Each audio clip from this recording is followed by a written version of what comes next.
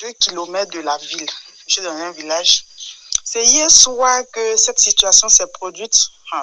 C'est une irréalité. Enlèvement là. Moi, j'ai pensé que c'était un film. Mais pour ce qui s'est passé hier là, vraiment, c'est une réalité. Un monsieur, un Burkinabé, vous savez que les Burkinabés là, ils font beaucoup ils travaillent beaucoup dans les champs des gens. Donc c'est un jeune Burkinabé étant à Bleu-le-Quin, il a reçu un coup de fil de son ami Burkinabé qu'il allait devenir travailler dans un champ. Comment on appelle chez nous, on appelle ça contrat et prêté, ouais, je sais pas, c'est un petit contrat quoi. Or le gars là, il avait fait son plan. Il était là-bas avec son ami, il était 2 ou 3 là, je sais pas. Et il a appelé son ami là. Le gars est parti travailler. En réalité, c'était pas pour faire un travail, mais c'était pour un sacrifice humain. Ce monsieur-là, il doit manger poulet tous les jours de sa vie parce qu'il a une longue vie. Et quand il est arrivé dans le champ, c'est là que son ami là, celui qui l'a appelé en question, l'a attrapé avec un autre pour le mettre dans un sac. Les sacs Jima là, les longs sacs là, Boro là, ils l'ont mis dans le sac, ils l'ont attaché et ils ont mis sa tête dehors. Ils l'ont mis dans le coffre d'un véhicule, c'est-à-dire une Mercedes Vets.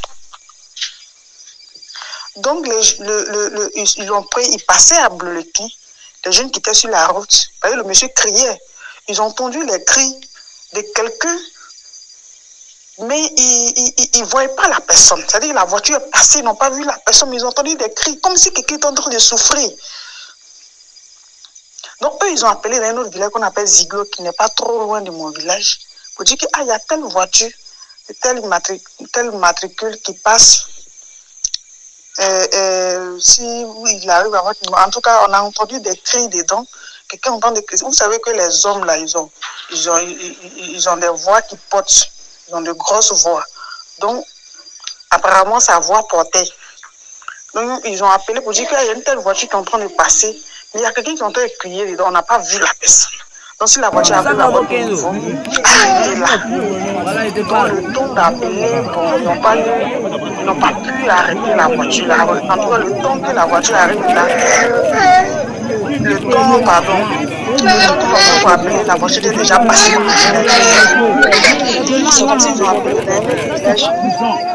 Il y a quelques mètres de village qu'on appelle Kadé. Il n'y a pas de gendarmes là. Ils ont appelé les jeunes aussi. Donc le temps que les jeunes sortent, la voiture est déjà passée. C'est comme s'ils ont appelé la gendarmerie qui est dans un autre village qui est à quelques kilomètres de Tigre. En tout cas, les gendarmes sont tout le temps là. Ils contrôlent les pièces de voiture. Donc ils ont appelé la gendarmerie.